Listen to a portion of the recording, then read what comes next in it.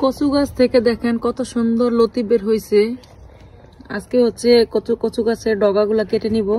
Hi everyone, আসসালামু আলাইকুম, সবাইকে ওয়েলকাম জানাচ্ছি নতুন আরো একটি ব্লগে।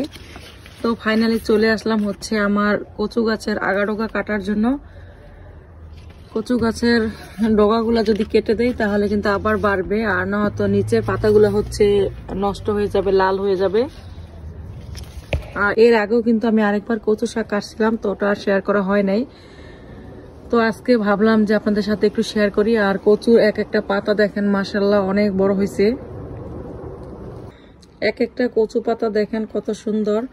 আর আমি মনে করি যার যতটুক জায়গা আছে তার মধ্যে যদি একটা করে গাছ লাগাই তাহলে কিন্তু খারাপ হয় না, ভালোই হয়। যেমন যদি কারো গার্ডেন না থাকে, বারান্দা থাকে, বারান্দায় কিন্তু লাগাতে পারে, অনেক সুন্দর বারান্দায় কিন্তু গাছ হয়। আর এই যে এখানে দেখেন এই যে লতি হয়েছে, আর এই লতির মাথায় দেখেন এই যে কচু গাছ হইতেছে। তো এটাতেও কিন্তু একটা কচু চারা হবে। আবার এই যে এইখানে আছে আরেকটা লতি, এটাও দেখেন সেম এই যে গাছ হইতেছে। তো এরকম অনেক চারা উঠতেছে, বিশেষ করে এই যে এই গাছটা থেকে হচ্ছে এই যে দুই পাশে চারা হইতেছে, এইখানে আরেকটা হইতেছে। তারপর আবার এই যে এইখানেও কিন্তু এই যে দেখেন সেম চারা হইতেছে,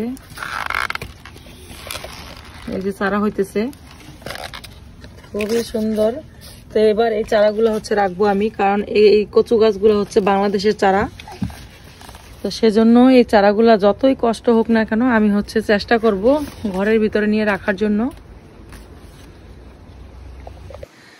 তো আমি হচ্ছে এখন কচু পাতা কাটার জন্যই আসছি, মানে কচুর এই যে ডগাগুলা।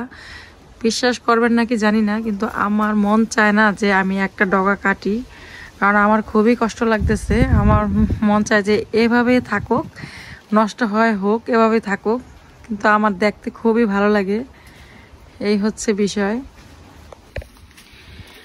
এই গাছগুলার ভিতরে যে কি মায়া জড়ায় আছে, তো একমাত্র যারা হচ্ছে আমার মতো বাগান প্রেমিক বা বাগান করেন তারাই কিন্তু বুঝবেন যে একটা গাছ থেকে মানে ফল বা যে কোনো জিনিস কাটতে গেলে কতটা কষ্ট লাগে। আমার মন চায় হয়ে থাকবে, শুধু আমি গিয়ে গিয়ে দেখবো। আমার মনে হয় যে দেখলেই শান্তি লাগে আমার কাছে।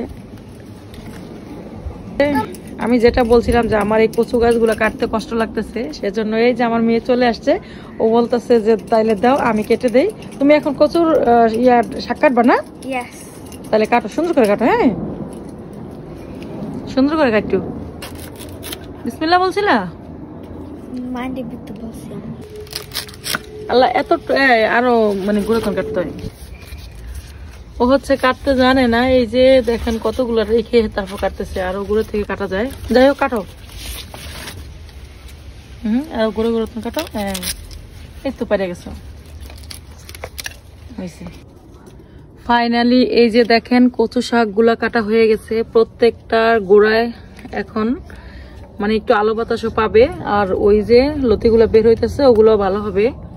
শাকগুলা হচ্ছে কেটে দিছি।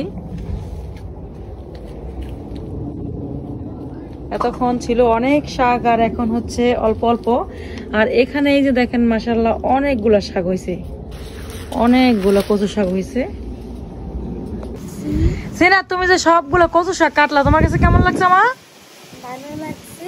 তোর কষ্ট লাগে নাই? তাই? আমার তো অনেক কষ্ট লাগছে। তাই? এই যে আমার ছোট আম্মু। ঠিক আছে, এখন নিয়ে রাখো, ওই টেবিলে নিয়ে রাখো। তো এখন হচ্ছে সবগুলা শাক কাটা হয়ে গেছে। এই যে আমার মেয়ে হচ্ছে এখানে এনে রাখছে। আর দেখেন একটা কচুর ডগা কত বড়। তো অনেকগুলো শাক হয়েছে আর কি। তো এগুলো হচ্ছে এখন কেটে কুটে পরিষ্কার করে রাখবো, দেন আগামীকালকে হচ্ছে রান্না করব। তো আজ এ পর্যন্তই, সবাই ভালো থাকবেন, দেখা হবে নেক্সট ভিডিওতে। আল্লাহ হাফেজ।